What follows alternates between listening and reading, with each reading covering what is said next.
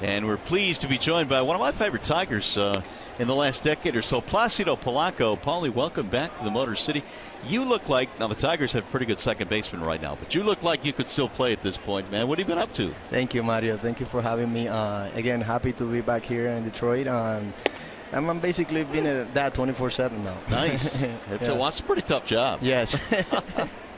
Well, when you think back of your time here in Detroit, and obviously you guys accomplished a lot in your time here, you have to have some of your best memories in baseball.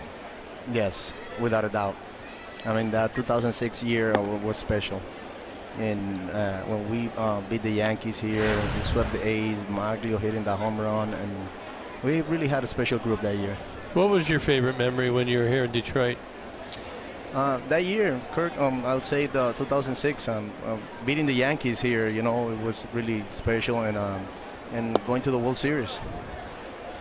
You know, when you think back, Placido, about that World Series, one of our favorite memories has to be of you rounding third base on the Maglio home run, and that's what everybody talks about. You had all the winter gear on, which was great, and then all of a sudden you're jumping up and down. Was that maybe the most special moment you've had in your career? Without a doubt, by far. I mean, I was on first base, begging for a hit, and Maglio hits a home run. I didn't know what to do, and I started jumping instead of running.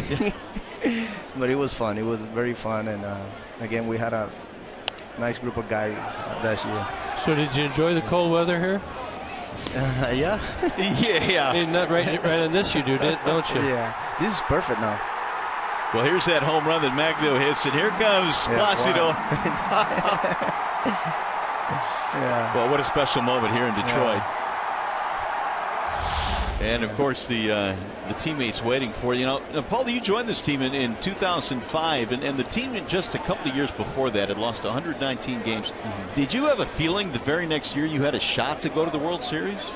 No, not really. I would lie to you if I tell you that we had that feeling. I tell you what, I knew we had a nice group of guys and a lot of talent. It was just a matter of putting everything together, and spring training, you know, we started, you know, playing together, playing good ball. We had a good spring, and then it wasn't until maybe the middle of the season where everybody realized, oh, wait, we have a chance, we can do this. And then everybody believed in themselves, we believed in the team, and we went all the way. So you started out in St. Louis, then you went to the Phillies, and you ended up here in Detroit, back to Philly. Then it finished up in Miami. What was that like? You review the journey of all the cities that you've been to. Well, it was really good. Detroit was a really special time of my career. The Tigers, the Phillies, and St. Louis, coming up with them also was special. And then at the end of my career, I got an offer from the Marlins, and you know, it was close to home, actually home, and it was a no-brainer. I signed a one-year deal with them, and I stayed there, and that was it. I ended my career there. So you live in Miami now, and you started in the Dominican Republic, and are you involved at all in helping the guys come over from the Dominican Republic to get ready for Major League Baseball? Yes, without a doubt. As a matter of fact, there's a catcher that we have here in the organization. His name is Brian Tejeda. He's in Lakeland right now, and he's with the Tigers. That's a prospect that we have from the Dominican Republic, and we've had quite a few now. Mm-hmm. I went down there scouting a couple of years ago when I was with the Diamondbacks, where they had that big showcase down there in the Dominican Republic. It's very exciting times down there, isn't it? Oh, yeah. I mean, that's all we do there. We live and die baseball there. So, Placido, be honest here now. What kind of a coach was Kirk back in 2005? I really liked him a lot. It was okay. He can tell you. I mean, when he went to Arizona, I would go to the other dugout and grab him, hug him. Is that right? Yeah. I mean, him and Alan Trammell.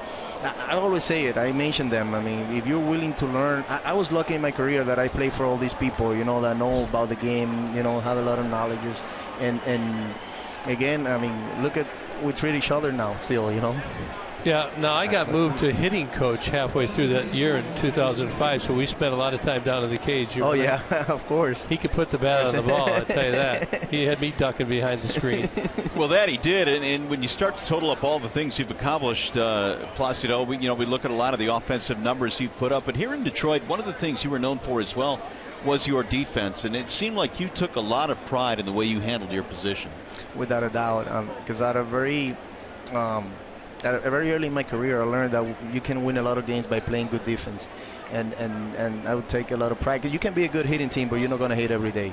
If your defense is there and your base running is there, you don't make any mental errors running the bases, you can win a lot of games. Now, you went to 2 All-Star games, won 3 Gold Gloves and a Silver Slugger.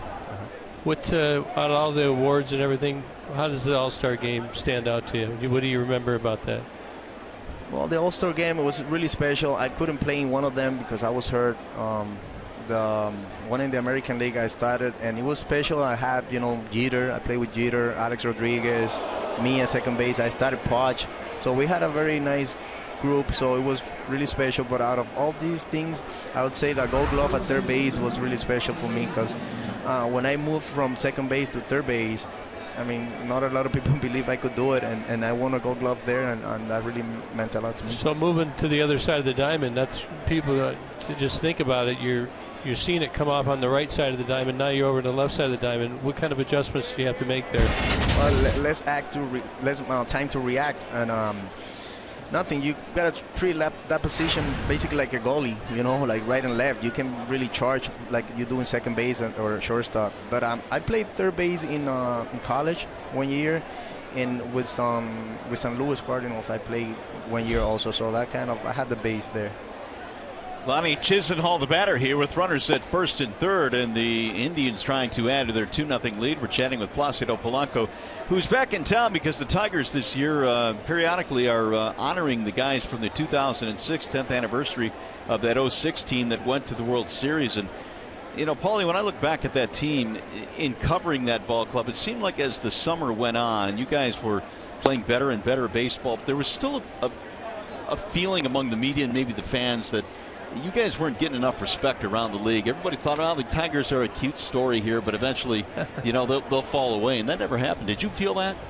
Well, yeah, but remember, because we had a lot of young guys. We had Rodney starting basically his career, and Verlander and Sam Bunderman and Sumaya. Yeah. So a lot of people really didn't believe it was long-term long-term deal that we had, and nothing. It was not, like I said, in the middle of the season we had played enough games together, and we knew, everybody felt it. I mean, hey, we have a chance here, let's go do it, and nothing stopped us.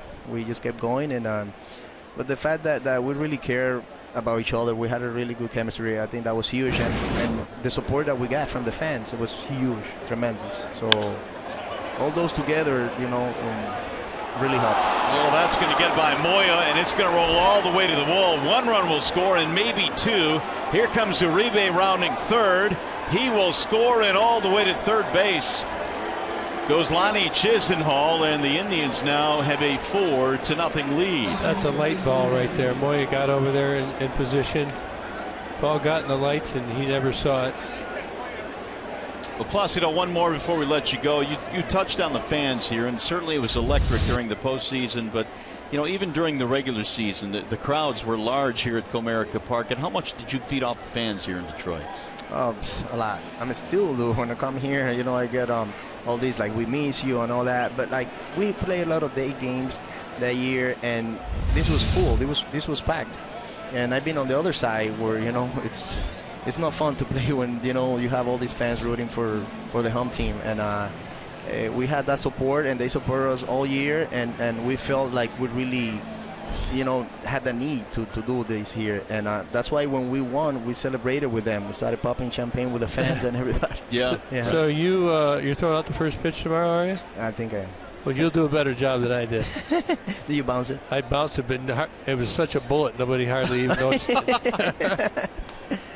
Hey, Placido, congratulations on coming back. Good luck on the first pitch tomorrow, and thanks for stopping up. It's great to see you. Please, thank you for having me. All right. Okay. Yeah, have a good time, to see Polo. you. Thank you, buddy.